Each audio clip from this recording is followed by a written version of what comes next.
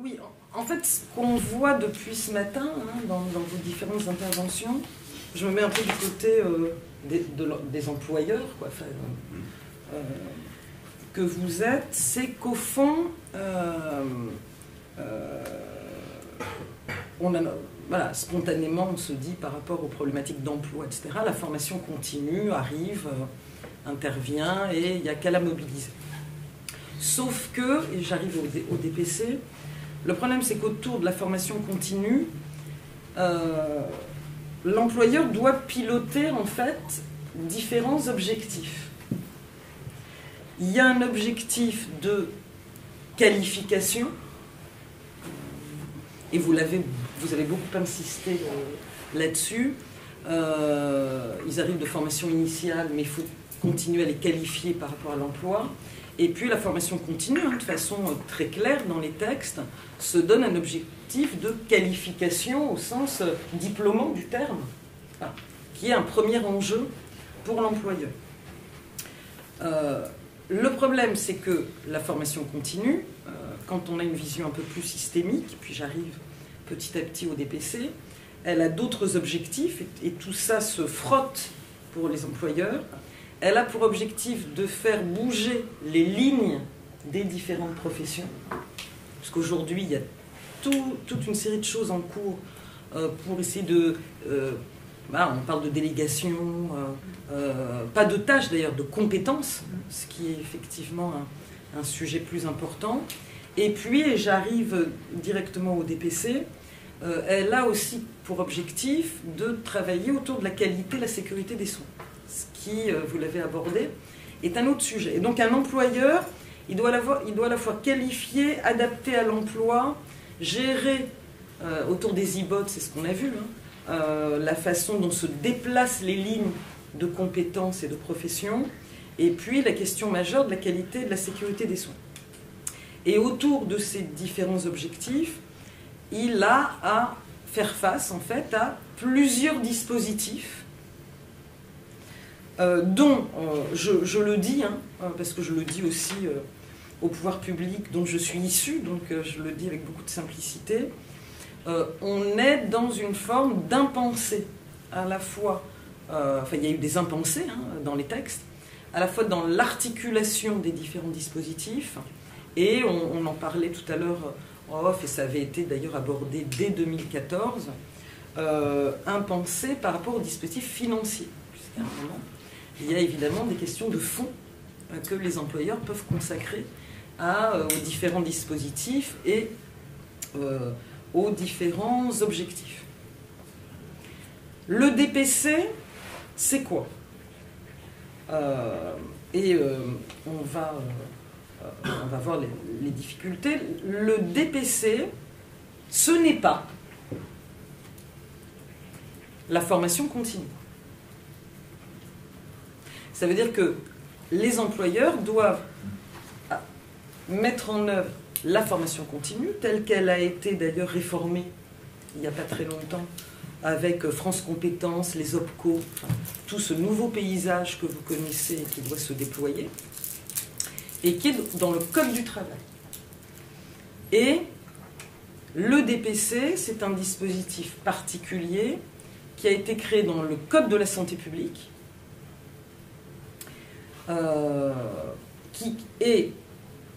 dont la logique n'est pas, si je veux parler rapidement, n'est pas une logique d'employabilité, ressources humaines, etc. On est dans une logique qualité-sécurité des soins. Quand on lit la loi, on dit le DPC, son objectif, c'est l'amélioration de la qualité et la sécurité des soins. L'enjeu du DPC, c'est un mouvement international, hein, c'est pas uniquement français, donc nous on se promène beaucoup un peu partout en Europe, et pas que, Canada, États-Unis, Australie, Afrique du Sud. Bon. La question qui est posée, vous voyez, qui percute la vôtre, mais qui d'une certaine manière la dépasse, c'est un professionnel de santé, il a un diplôme, entre 22 et 30 ans, tout dépend le métier qu'il décide d'exercer, et comment s'assure-t-on qu'il garde sa compétence jusqu'à la retraite.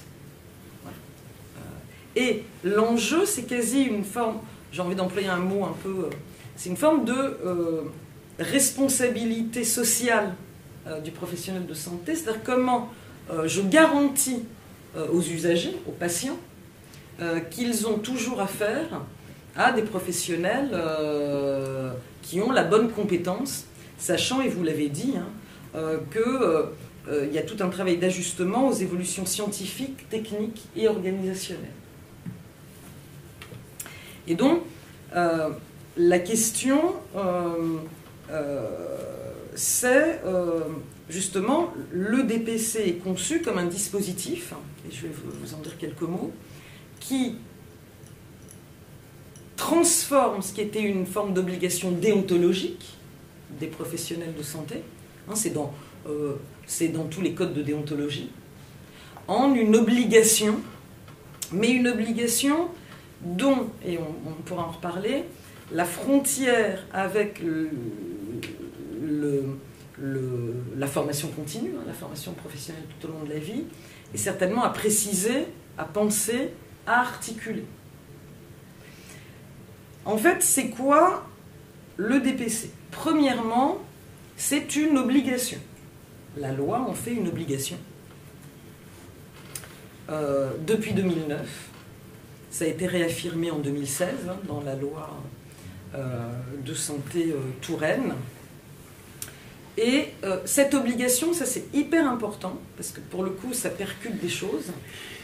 Ce n'est pas une obligation qui est faite à l'employeur, c'est une obligation qui pèse sur le professionnel.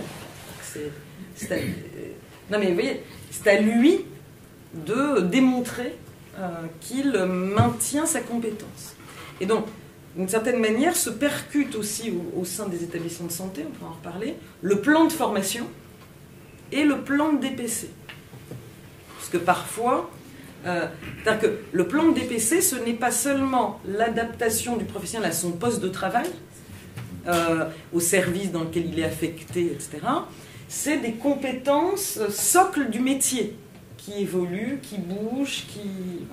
Donc ça, et vous le savez, puisque vous avez lu la loi de santé d'Agnès Buzyn, pour les professions à ordre, puisque c'est le dispositif de DPC va se prolonger dans ce qu'on appelle la certification périodique tous les 6 ans, c'est-à-dire que d'une certaine manière, le professionnel va, pas uniquement autour du DPC, mais remettre en jeu son exercice. Il va falloir qu'il démontre qu'il peut continuer à exercer de façon totalement sécurisée. C'est quoi le DPC? Une fois qu'on dit que c'est une obligation, c'est d'abord un parcours pluriannuel. L'obligation de DPC, c'est de faire un parcours de DPC tous les 3 ans.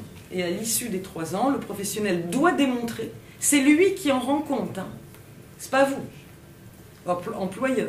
C'est lui qui rend compte du fait qu'il a fait un parcours sur 3 ans tel qu'il est défini dans les textes. C'est quoi ce parcours? Ce n'est pas seulement de la formation continue, telle qu'on en a discuté jusqu'alors, c'est de la formation continue, des démarches d'évaluation de pratiques professionnelles, et notamment le travail entre... j'essaie de réduire l'écart entre mes pratiques professionnelles et les recommandations de bonnes pratiques, qu'elles soient nationales, internationales. Voilà. Et puis, dans le DPC, il y a aussi des démarches de gestion de risques. Là, comment je gère les risques professionnels. Donc, ça dépasse le champ de la formation continue et ça implique, on en parle beaucoup de la part des établissements de santé, le rapprochement de 2 secteurs qui sont le secteur des ressources humaines, avec les problématiques traditionnelles de formation, et tous les secteurs qualité, gestion de risque. En fait, ça demande un pilotage intégré au sein d'un établissement. Ça ne répond pas aux seuls enjeux ressources humaines dont on parle ici. Ça répond aussi à des enjeux de qualité, sécurité des soins. Et par exemple, les établissements qui deviennent organismes de DPC, on leur dit qu'au-delà des actions de formation, ils peuvent déposer les actions d'audit clinique, groupe de pairs, gestion de risque en équipe. C'est ça aussi qui constitue le DPC. Élément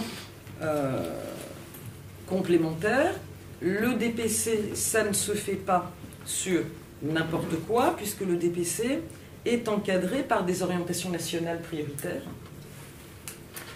qui sont de 3 niveaux. Il y a des orientations de politique nationale.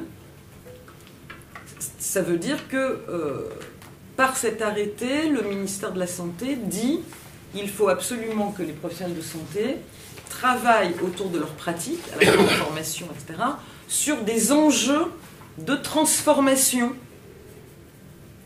du système de santé ou sur de forts enjeux d'amélioration de la qualité des soins.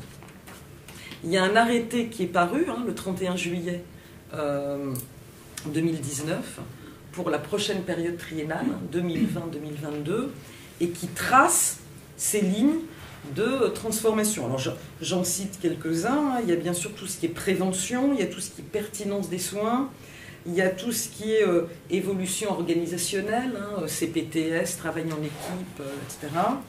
Et puis, vous en parliez tout à l'heure, il y a une orientation sur tout ce qui est télémédecine et la façon dont chacun va participer à ça, mais aussi intelligence artificielle, objets connectés, robotique, innovation en santé, la façon dont ils vont ajuster leur pratique à ces innovations organisationnelles, techniques, technologiques. Voilà. Il y a d'autres orientations qui sont issues de nouveaux acteurs qui ont été créés en France par la loi de 2016, qui sont les conseils nationaux professionnels, qui représentent chaque profession. Et donc, il y a des enjeux liés aux évolutions de chaque profession qui sont également portés par cet arrêté orientation prioritaire. Et donc, vous voyez qu'au sein d'un établissement de santé, se percute d'une certaine manière, et justement pour que ça ne se percute pas, ça nécessite une organisation particulière de la part de l'employeur, se percute des logiques internes aux établissements, plan de formation pour répondre aux problématiques de recrutement, d'ajustement des compétences au poste de travail, et une logique, j'ai envie de dire, plus macro, qui est comment les professions de santé travaillent autour de leurs compétences pour s'ajuster aux transformations du système de santé et aux enjeux des professions. Et ça, c'est évidemment pour les établissements un vrai sujet de pilotage de dispositifs dont les enjeux ne sont pas totalement les mêmes. Au fond, le DPC, on en a parlé quand on en a préparé, là aussi, je caricature, mais à dessein, le sujet de l'emploi, c'est pas son sujet. Son sujet, c'est la qualité des soins.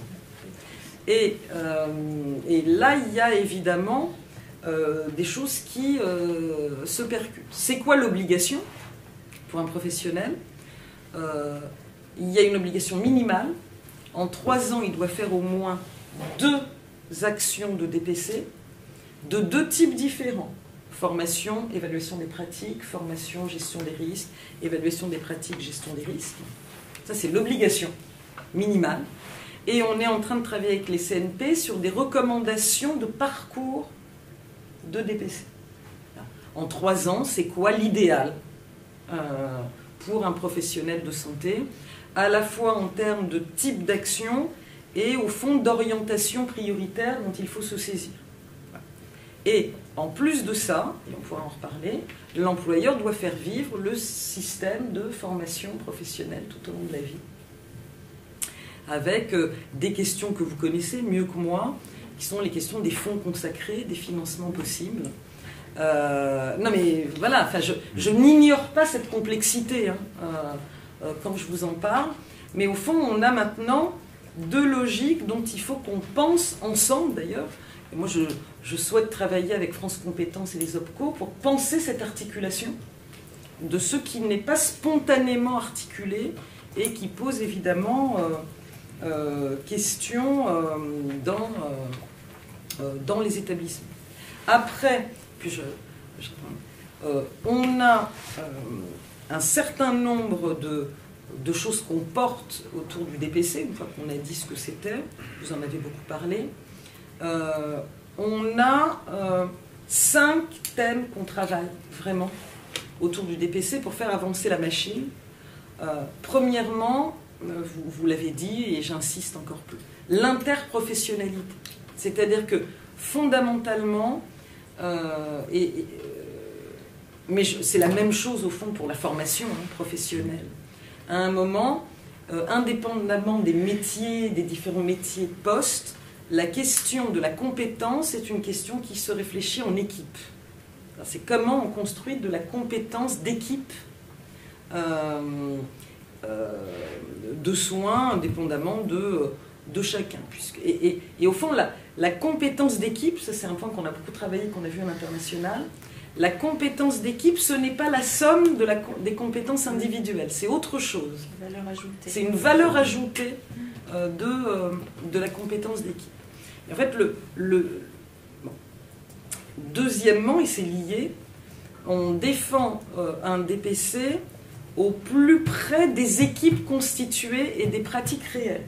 C'est-à-dire qu'au fond, le DPC, l'intérêt du DPC, ce n'est pas réunir dans une même salle une infirmière de Lille, un médecin de Marseille et un kiné de Bordeaux. C'est que des gens qui sont appelés à travailler ensemble au quotidien se forment ensemble, évaluent leurs pratiques ensemble, évaluent leurs risques ensemble. Ça, c'est un sujet majeur. Et d'ailleurs, on vient de lancer, on en parlait, un appel à projet interprofessionnel à la demande du ministère de la Santé qui est ciblé sur des équipes qui travaillent ensemble. Comment on peut... Troisième enjeu, ça c'est un sujet majeur, parce que c'est aussi un sujet de démocratie sanitaire. On veut faire des patients des acteurs du DPC. C'est-à-dire comment on travaille, ce sont des notions que vous connaissez, comment on peut faire travailler des équipes autour de l'expérience patient, comment potentiellement on peut intégrer des patients formateurs, mais ça dans les établissements de santé c'est central aussi dans la façon dont on conçoit des dispositifs de formation. Cinquième enjeu, vous en avez parlé, c'est l'innovation pédagogique. Voilà. Et à partir du moment où on est dans l'interpro, dans au plus près des pratiques, la simulation sous toutes ses formes en fait, devient évidemment un enjeu extrêmement important. Parce que quand on fait de la simulation, on apprend et en plus on travaille sur l'organisation, sur la pratique, sur l'articulation dans des enjeux de qualité, sécurité des soins. Et enfin, et ça c'est un sujet je pense qui est le nôtre mais qui est aussi le sujet de la formation professionnelle tout au long de la vie, on commence à travailler sur des parcours différenciés de DPC en fonction du moment de la carrière. En fait, et vous l'avez dit, un jeune qui sort des études, quelqu'un qui a 15 ans d'expérience ou quelqu'un qui est à 5 ans de la retraite, est-ce qu'il doit faire la même chose? Sans doute pas. Quand on sort des études, j'ai entendu que vous n'étiez pas sûr, mais quand on sort des études, normalement, on connaît les dernières recommandations, les dernières techniques, normalement. Voilà. En revanche, ce qui manque potentiellement, c'est la pratique. Et donc, comment gérer une urgence, comment travailler en équipe, ce que les anglo-saxons appellent les soft skills, c'est-à-dire tout ce qui est relation aux patients, relation avec les autres membres de l'équipe, etc. Quand on a 15 ans, les soft skills, normalement on les a acquis, on sait travailler en coordination, mais on s'éloigne de la bonne pratique, des recos, etc. Et donc il faut évidemment toujours connecter l'exercice. Et puis, les anglo-saxons là le font. Hein. Je suis allée au Canada l'année dernière, en mai à Montréal. Toute personne qui a 10 ans de la retraite, notamment l'équivalent de l'ordre des médecins canadiens, les oblige à des parcours qualifiants. Disant, ça fait 30 ans. Et là, il y a vraiment à regarder comment ils continuent à être compétents par rapport aux bonnes pratiques. Est-ce qu'ils n'ont pas, au fond... faut s'assurer qu'on ne fait pas la médecine qu'on a appris il y a 30 ans. Donc là, il y a des enjeux et on est en train de travailler autour de parcours différenciés. Donc, en synthèse, et puis après, questions, débats, etc., en France, et pour vous, employeurs, et puis partenaires sociaux, etc., on a 2 systèmes. Formation professionnelle tout au long de la vie, France Compétences, OPCO, avec des enjeux qualifiants, employabilité, enfin tous les enjeux que vous avez. Et puis il y a un autre dispositif qui s'est pensé, c'est pour ça que c'était important que vous rappeliez la HAS, et puis mon parcours HAS, qui s'est pensé plutôt comme, j'ai envie de dire, des démarches qualité individuelles, en sus des démarches qualité collectives, hein, sur lesquelles on vous a embêté, comme vous disiez, dans les établissements de santé autour de la certification, qui déploie des logiques différentes, hein, puis je vous ai réexpliqué ce que le DPC s'ancre vraiment là-dessus. Toute la question qu'il faut qu'on travaille ensemble, qu'on réussisse ensemble, et quand je dis ensemble, c'est France Compétences, les OPCO, les fédérations d'employeurs. C'est comment, concrètement, dans la vraie vie des établissements, et pour répondre et pour résoudre les difficultés que vous avez soulignées, comment on articule ces 2 dispositifs, à la fois dans la conception en établissement, dans la façon dont nous, France Compétences, les OPCO, on peut vous aider à les articuler. Et encore une fois, j'aurais envie de dire, il faut qu'on trouve la façon dont les fonds que vous pouvez consacrer à tout ça sont mobilisés, sont optimisés. Et là, il y a des questions évidemment majeures qui se posent et qui aujourd'hui, vraiment, l'articulation des dispositifs est encore un impensé. Que chacun pose son dispositif, et puis les employeurs se débrouillent avec ça.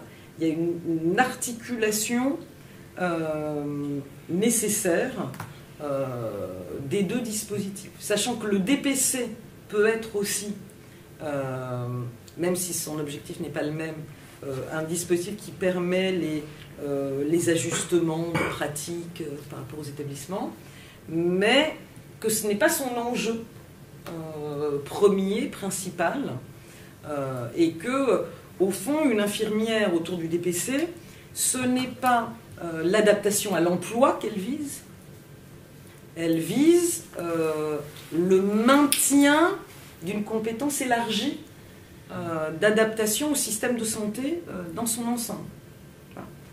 Et pas uniquement sur l'emploi qu'elle occupe ici et maintenant. C'est en même temps un levier certainement de maintien dans l'emploi et pour éviter les sorties anticipées des métiers. Est-ce que vous avez des chiffres là-dessus, des données ou pas? Sur non. Non. Parce que cette partie-là est intéressante en fait. Il faut qu'on les construise, c'est-à-dire que il y a effectivement le DPC, c'est aussi quelque chose qui gère un parcours professionnel qui va au-delà de l'emploi actuel. C'est-à-dire qu'à un moment, autour du DPC, on gère un parcours qui va accompagner le professionnel du public au privé, en passant par le libéral, en revenant au privé, en construisant de l'exercice mixte. Mais qui peut nourrir effectivement son métier et lui éviter une sortie anticipée de la profession pour atteindre tout à fait. C'est ça. C'est-à-dire que ça évite pas nécessairement, et vous voyez que c'est pas les mêmes problèmes que vous, ça n'évite pas la sortie rapide d'un établissement. C'est-à-dire que je peux démissionner, je peux aller voir ailleurs, et évidemment vous avez des questions qui sont liées évidemment à la vie des établissements, mais l'idée c'est éviter une sortie anticipée du système de santé, mais dans la diversité de ces exercices, avec l'idée au fond, et ça les jeunes ils sont très attentifs, hein. Moi, je parle beaucoup aux représentants des jeunes professionnels, il y a aussi l'idée qu'aujourd'hui un professionnel de santé il ne va pas être uniquement fonction publique hospitalière ou privée, etc. Il demande cette possibilité de mobilité, d'exercices diversifiés, et quelque chose qu'il faut vraiment réfléchir, et sur lequel le DPC peut être un levier, qui est l'exercice mixte. J'insiste. Peut-être qu'une réponse à des problèmes d'employabilité, ça peut être la construction, facilité d'exercices mixtes qui sont demandés. Un kiné à qui vous allez permettre un exercice mixte, vous allez l'attirer beaucoup plus que dans un temps plein en clinique. Parce qu'il a, encore une fois, les deux possibilités, les deux casquettes. Quid des contrôles du DPC? Parce que je vois, on avait des cofinancements probablement par la CNSA, notamment dans le médico-social. On était incapable de dire le nombre de médecins qui partaient en formation DPC. Les financements, ils nous sont passés dessous. Alors, dire, parce que voilà, on était incapables. C'est aux professionnels. Hein. C'est les alors, de pouvoir se justifier. C'est le professionnel qui doit se justifier. C'est-à-dire qu'encore une fois, c'est une obligation qui pèse sur lui. Et on va déployer dans les semaines à venir quelque chose qui est prévu par le Code de la santé publique, qui est le document de traçabilité, qui va être en fait un passeport DPC tout au long de la carrière du professionnel. Donc il va l'ouvrir sur le site de l'agence. C'est un document qui lui appartient, etc. Et dont il se servira pour tracer tout ce qu'il aura fait et pour rendre compte. Alors il y a plusieurs autorités auxquelles il rend compte. Toutes les professions à ordre rendent compte à l'ordre. Donc c'est l'ordre à qui on enverra les données et qui sera amené à dire donc ces chiffres, normalement on est en train de travailler avec les ordres pour que à l'issue de chaque période triennale, les ordres nous disent on a reçu X professionnels qui ont rempli leur obligation. Puis il y a tel et tel autre qui n'a pas fait, donc il faut qu'ils imaginent comment ils vont les... Mais dans quel...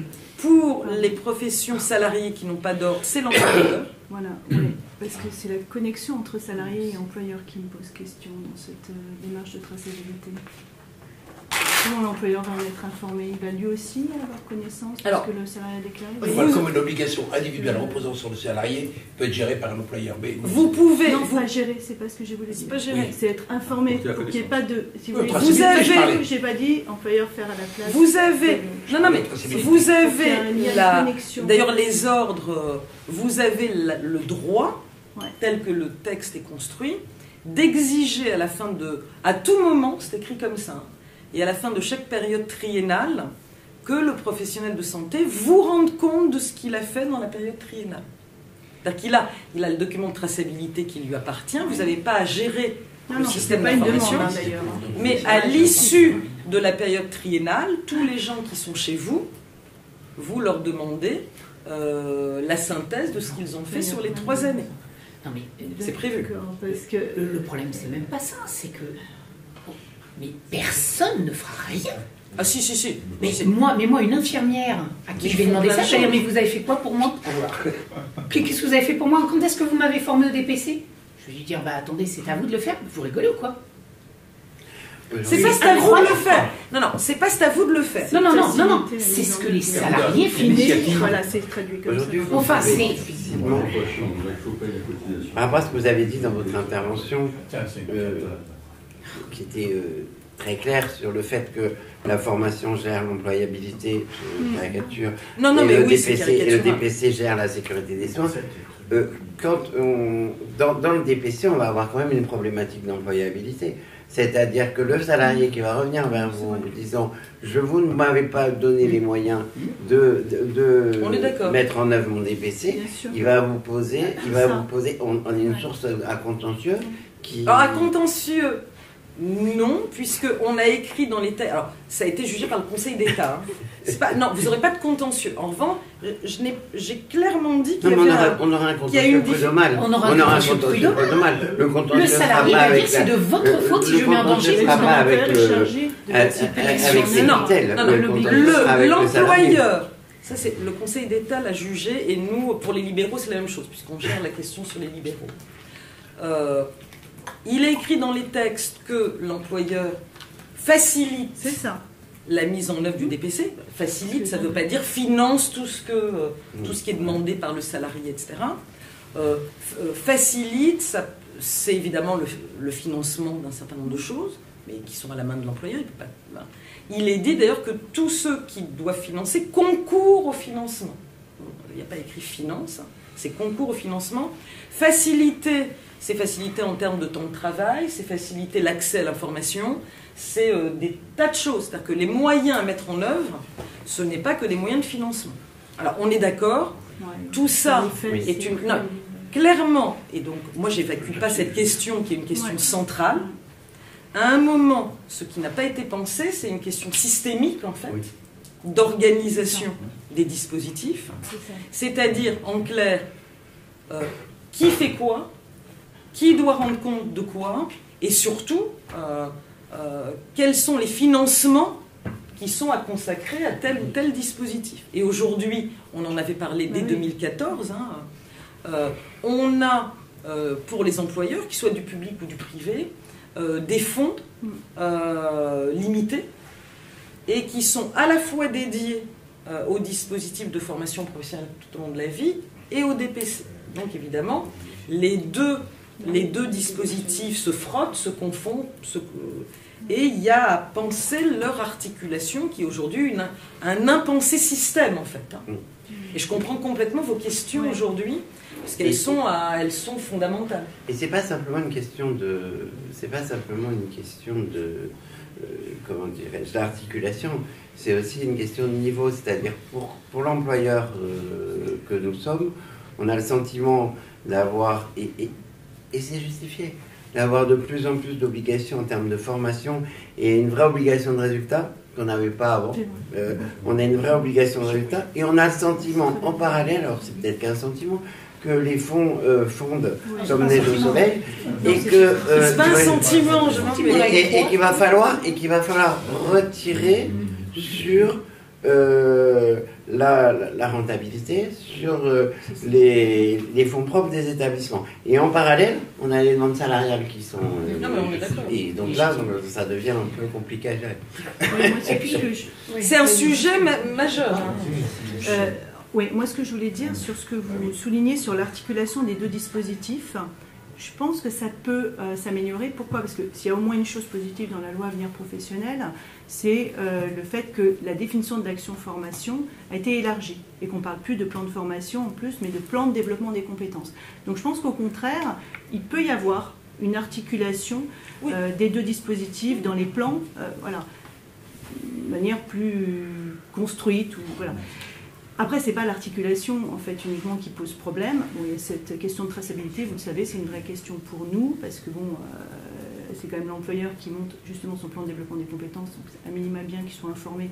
Et voilà, il y a un problème de lien qui se fait, et problème de financement. Je veux dire, on en parle régulièrement, paritairement avec les organisations syndicales de salariés. Enfin, c'est un vrai sujet avec les adhérents aujourd'hui. C'est-à-dire qu'effectivement, les contraintes réglementaires sont de plus en plus prégnantes. On le sait sur les infirmiers de bloc opératoire. Chez nous, c'est une vraie difficulté. On a un nombre de professionnels à former impressionnant, avec une réglementation qui ne convient pas encore maintenant, et des fonds qui effectivement sont pour les professionnels en poste. Il n'y a même plus de dispositif finalement légal, aujourd'hui accessible, il faut être clair, et donc de budget associé dans nos établissements. C'est-à-dire qu'ils sont majoritairement dans le secteur sanitaire, effectivement c'est pas le cas au CINERPA, mais ils sont majoritairement plus de 50 salariés, donc ils ont rien au niveau du plan. Et au niveau du fameux justement dispositif PROA qui vient remplacer les périodes de pro, il faut encore négocier, montrer patte blanche, parce que bon, avec les syndicats de salariés, on a encore une licencière, on est plutôt sur la même longueur d'onde, mais montrer patte blanche au ministère pour bien dire qu'on est sur des métiers en tension, est-ce que ces diplômes vont être éligibles, etc. Donc des vraies difficultés de financement. Donc ils se posent et se répercutent évidemment sur le DPC, outre toutes les difficultés que nous vous avons remontées dans notre courrier interfédéral, évidemment que vous connaissez sur le processus, le fait d'être reconnu en tant que DPC, etc. Par contre, sur l'articulation, je pense qu'il va y avoir, il y a la formation en situation de travail qui est promue par la loi Avenir Pro et dont on doit s'emparer, y compris dans le cadre de l'OPCO Santé, pour aider les adhérents à y aller. Et donc, par le biais de la formation en situation de travail, on va pouvoir peut-être s'inscrire en plus en processus de DPC. Mais enfin, si on n'a pas de fonds, ça va rester compliqué. On est d'accord.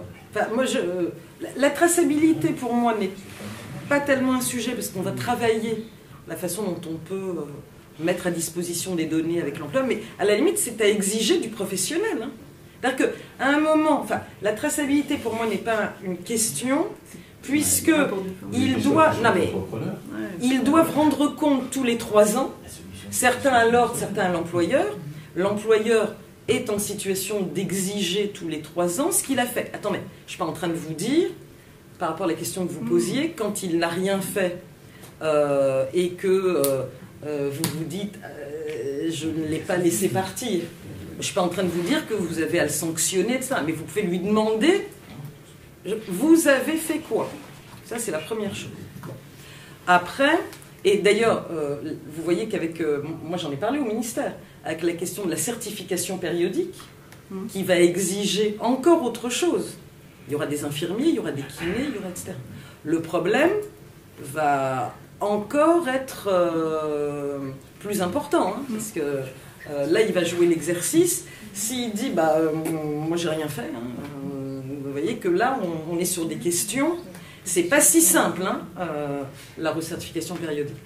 La traçabilité n'est pas un sujet pour moi. Le vrai sujet, c'est comment, et vous le dites très bien, une même action peut valoir pour les 2 dispositifs, d'une part, et d'autre part, comment on clarifie, ministère du Travail, ministère de la Santé et dans les textes, la problématique du financement et des fonds dédiés.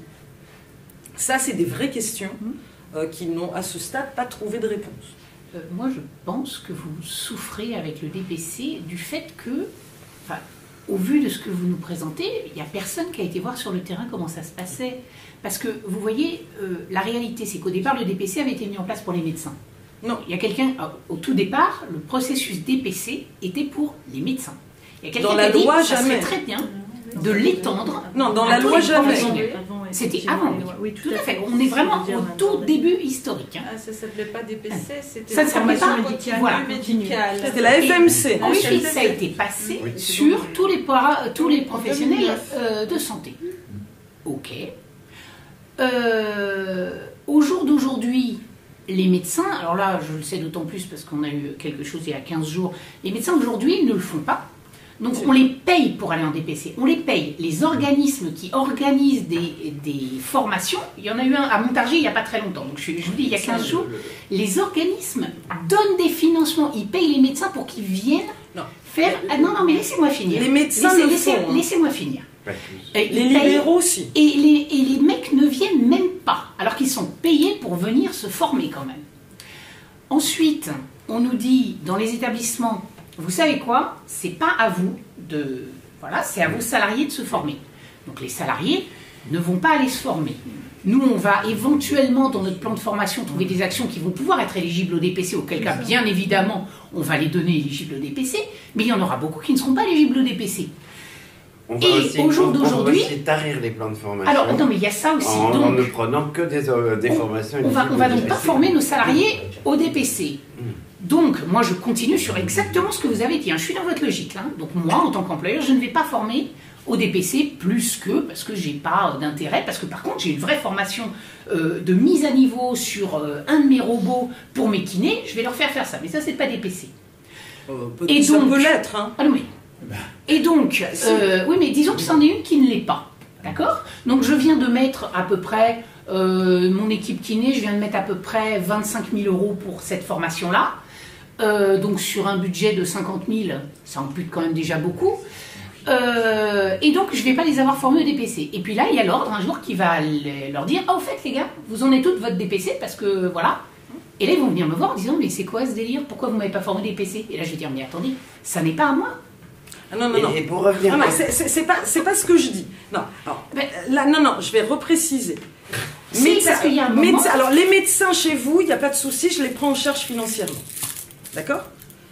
Ils sont essentiellement libéraux en clinique. Non, non, pas du tout. Ils sont totalement salariés. Non, mais tous les libéraux, salariés. tous les libéraux, et il y en a encore beaucoup, ils émarchent. Sur le MCO, ils sont Oui, ils émarchent. En MCO, ils sont salariés.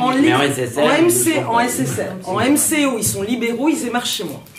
Donc, je les paye et on a beaucoup de médecins. Non, mais on les paye. On les paye pas pour y aller. On paye la formation. Il faut bien payer les frais pédagogiques, comme vous. Donc, on paye les frais pédagogiques, ce qui est normal, ce que vous faites pour vos salariés. Et parce qu'ils sont libéraux, quand ils sont en formation, ils ne travaillent pas. Et donc, on a négocié ce qu'on appelle une compensation perte de revenus. Donc, ils sont payés. Non, enfin, ils ne sont pas payés, ils ne gagnent pas d'argent. C'est la même chose à l'hôpital. Hein. L'hôpital, puisque je donne un peu d'argent à l'hôpital, ils payent ce qu'on appelle du tiers-temps additionnel. Hein, c'est-à-dire qu'en gros, il faut bien remplacer le bonhomme qui n'est pas au bloc opératoire. Bon, quand il n'est pas au bloc, il ne facture pas des honoraires et on lui donne une petite compensation de perte de revenus qui est minime et qui ne compense pas. Donc on ne les paye pas pour. Quand ils s'inscrivent, on prend en charge leurs frais pédagogiques et ils ont une petite compensation perte de revenus qui ne couvre pas une journée de chirurgie. Hein. Je vous rassure, on n'aurait pas les moyens de faire ça. Bon. Donc les médecins libéraux, ça fonctionne. De plus en plus. On a une courbe qui, en 3 ans... Bon. Après, quand je dis que maintenir sa compétence est à la charge du professionnel, je ne dis pas que dans le monde salarié, et c'est bien là qu'il y a une difficulté d'articulation financière, l'employeur n'a rien à faire. Il est écrit dans les textes que l'employeur contribue au financement, que l'employeur doit faciliter la mise en œuvre du DPC d'un point de vue organisationnel, temps, etc. Et donc, il n'est pas du tout écrit que ce n'est pas à la charge, et c'est bien ça qui rend les choses complexes, à la charge potentiellement financière de l'employeur. Mais et il n'est pas dit... Ils n'ont même pas l'idée de demander. Et non, mais c'est pas à eux de demander, c'est-à-dire qu'il y a pour l'employeur, et c'est écrit aussi dans les textes, il y a pour les employeurs, encore une fois, c'est l'argent qui est complexe, à construire un plan de formation dans les hôpitaux, et ce que vous dites est très juste, mais aussi un plan de DPC. Et on engage les employeurs à construire un plan pluriannuel de DPC et à penser et concevoir, ce que vous dites très justement, comment le plan de formation et le plan de DPC peuvent avoir des périmètres de recouvrement. Il y a des choses qui peuvent être les mêmes actions à partir du moment où c'est dans les orientations prioritaires, etc. Toute la question est, l'employeur n'a pas... Vous avez un plan de DPC à construire, en plus du plan de formation, vous avez à penser l'articulation plan de formation, plan de DPC. Après, la question que vous posez à juste titre, compte tenu des fonds dont on dispose, comment on les optimise dans la mise en œuvre de ces 2 plans qui, je le sais, ne permettent pas de remplir tous les objectifs qui sont alloués et à la formation et au DPC. Mais l'employeur a évidemment un rôle dans le DPC. Et c'est à construire, c'est à concevoir. En établissement de santé, il y a un plan de DPC à faire. Après, évidemment. Peut-être juste une dernière intervention, Monsieur Legendre, sur le DPC. Ensuite, je vais passer la parole à Monsieur Fabre. Et puis le débat sur le DPC, on pourra le poursuivre avant le déjeuner. Parce que je pense qu'il est loin d'être réglé. Elle dépasse un peu le DPC. Après, en tant qu'employeur... Oui, il faudrait que je vous quitte, je vous le sais, à 14h, hélas. Oui, il n'y a pas de souci. Après, en tant qu'employeur, on se pose la question de l'articulation des politiques publiques. on est aujourd'hui sur la problématique des métiers en tension.